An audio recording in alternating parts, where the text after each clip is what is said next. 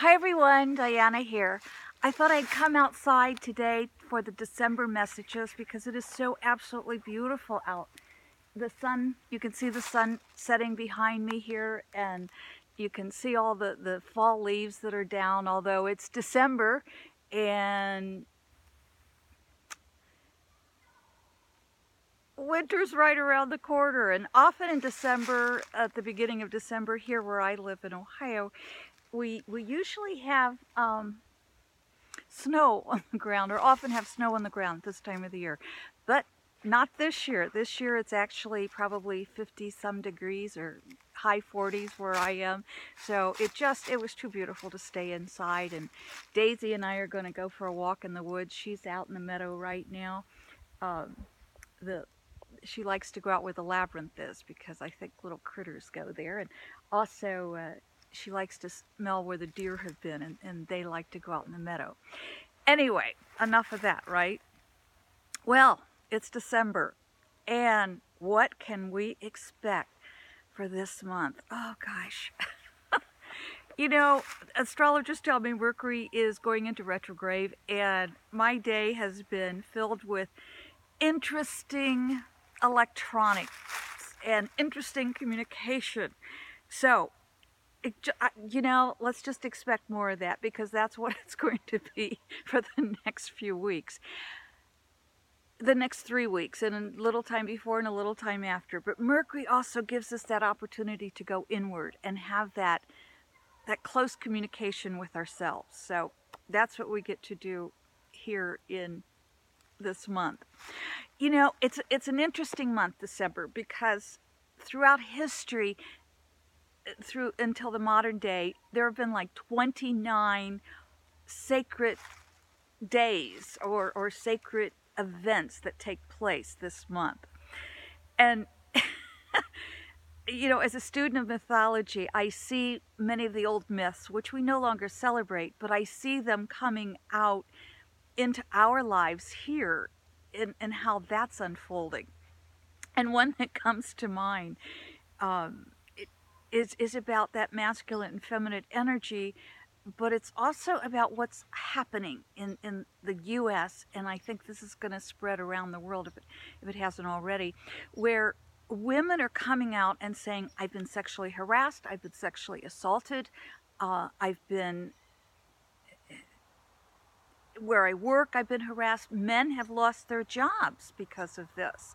This is not joking, and I am seeing some men that I don't personally know, but like on my Facebook lead, the messages that go through, I'm seeing some men question, well, when is it our turn to say, you know, women shouldn't be doing this? Well, you've always had that right. However, what this is about, it's not about relationships between men and women, sexual relationships, loving relationships.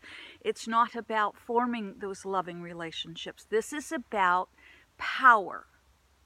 And when one person has power over another, there's an inequality, and especially if it's a man having that power over a woman.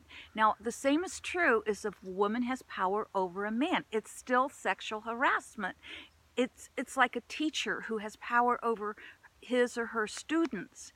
If you have relationships with that students other than in the classroom, what you're supposed to have teaching that student, you're harming that student. So when there's sexual harassment, it's somebody is in power over another person. And we're seeing a lot of that. What's happening right now is because men in positions of power have kept women in lesser positions from moving upward or from moving into the positions they want to, unless they're given sexual favors to the person in power. And that's not about love, that's not about relationships, that's about power, violence at times, and it's totally inappropriate. Well, all of this is coming out right now. And I have a great story from ancient Greece. And in this story, we kind of see that power shifted. Or maybe it wasn't so shifted. Maybe this was just retaliation. I don't know. But anyway, it's the story of Dionysius. Dionysius was the Greek god of the wine.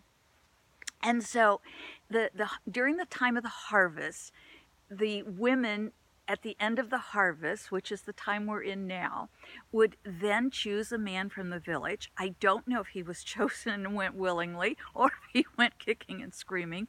That part I don't know. But he was chosen as the god Dionysus, or the representative of the god Dionysus. And the women then, at the end of the harvest, would drink a little too much wine, and then they would stomp the man to death. He would die, and he would be reborn on December 25th as a baby, as the new god of the wine, Dionysius. So it would the new representative of the god Dionysius. So it would keep that energy new and refreshed and flowing. Well, I don't know if the women were just getting out their anger at men or if it was an honor to be chosen the god of Dionysius. Anyway, we look at it, it probably wasn't all that pleasant for him. And as I say that, I think about that's in part what's happening now. That the women are rising up, wine or no wine, and saying, enough, enough, enough. So, gentlemen, if you don't understand this, let me explain it. It's not about love. It's not about relationships. It's about power and using that power inappropriately. And it is, if it goes beyond just harassment into assault, that is about violence. It's not about power. Or, excuse me, it's not about love. It's not about a relationship. So, that said, let's look at what is happening beyond what we're talking about, because what I'm really talking about is women rising up, that feminine energy rising up and saying, no more, done. I've had it. I'm not going to put up with this anymore.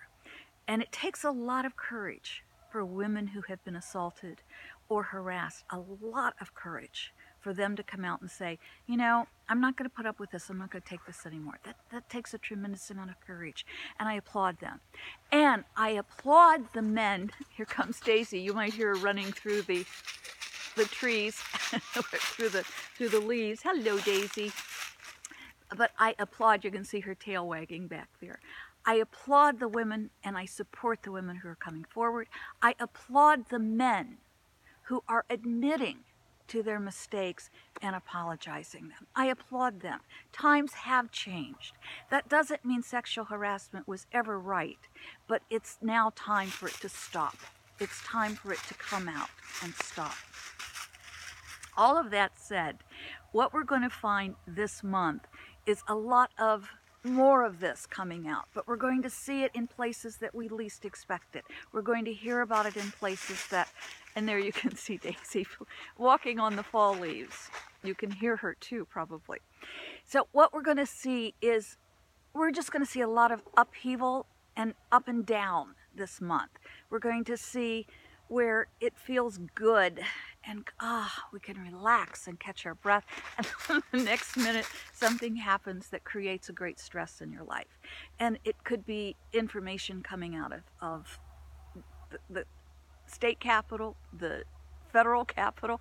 It could be coming from the UN. But what I do want to say is it is extremely important this month that we continue to hold our world in love. We're so close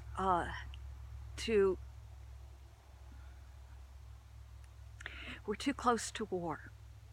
We don't want that. That will help no one. There's too much anger and prejudice in the world. And so for each of us, this is a great month to reach out to others, to touch others with our own humanity, to give those gifts that perhaps we haven't given yet. Those gifts from our heart, not just to go out shopping and spend more money, but those gifts where it may cost money to spend, but those gifts where we can give that which we love. You know, if you really want to receive or give a great gift this month, I highly recommend my year-long experience, my year-long workshop that's coming up. It's called The Sacred Path. we are going to start with those ways to put joy in our life, even in a stressful world. And we're going to look at what mission, what is our individual mission? Why did we as a soul come into human form in this time in our lives? And then we're going to look at, once we get that one figured out, then we're going to look at what keeps us from doing that work. What keeps us from going out into the world and earning our keep by providing our mission to the world, by providing our unique service. And then we're going to hold that energy for each other, and we're going to be able to manifest, create and manifest that which we are to be doing. We're going to be able to create and manifest that in the world. So I hope you can join me. I am looking for a select few. Please don't wait, because I hate to use the word limited, but the space is not that large. And so I can't do this for a couple of hundred. It's much smaller number. I can only accept maximum of 30. So I'm looking for those 30 special people who do want to work with me. The link is below. You can go to my websites and click on it.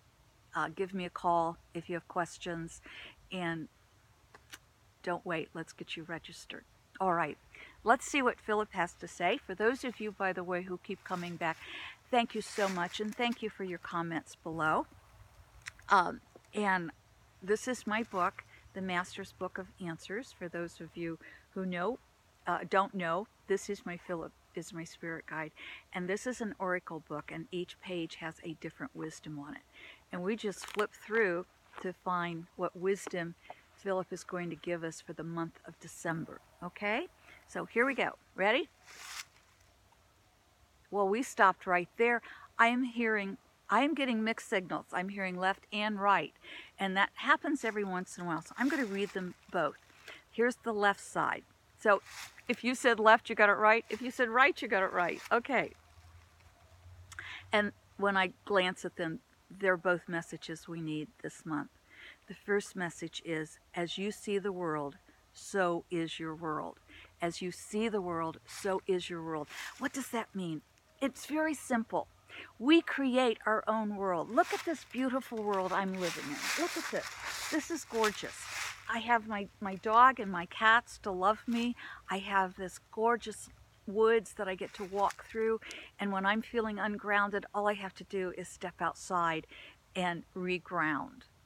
My world can be very peaceful. That doesn't mean that I don't have upsets. You should have seen me earlier trying to not cry to a customer service rep after I talked to the fifth one on my phone company and just trying to get a simple answer, and nobody seemed to know it. So I was almost in tears when I finally got the answer. It wasn't the answer I wanted. I said, it's time to go outside and stand on the land. We create the larger world. We create our own world. As you see the world, so is your world. Oh, my friends, this month, make your world as peaceful as possible. And on the right side, it says, a healer does not heal. A healer lets healing take place. A healer does not heal. A healer lets healing take place.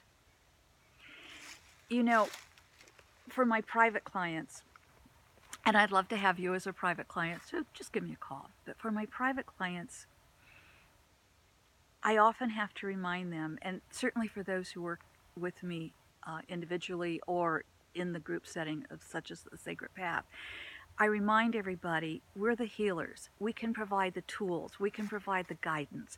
We can't do it for you. And you don't want anyone to do it for you. I always have people calling me up and say, should I do this or should I do that? And I said, I'm not going to tell you, because that would be taking your power. And I'm not going to take your power. But what I am going to do is tell you, if you take this road, this is what I see happening. If you take this road, this is what I see happening. And give you the best advice I can to help you get along that road. But I can't do the healing for you, nor can you do it for anyone else. We all have to do our own healing. We can only provide the tools and point the way. Thank you for doing your healing Thank you for enjoying the day. Thank you for adding love and creating a beautiful world for yourself and those around you, because that adds to the greater world. Daisy wants to say hello here, so let me see if I can. Well, we'll just step back and you'll get a chance to see Daisy. Come here, Daisy. Everybody wants to say hello to you. Let's see. Can we get you to turn around and say hello to everybody? Come on, let's turn this way. There you go. This way. Oh, good girl, Daisy. Good girl. Daisy says, Happy Holidays, Merry Christmas, Happy Hanukkah, and for all of the other 20 plus holidays, may they also be blessed. And may your life too be blessed. I love you, my friends. I love you. Thank you.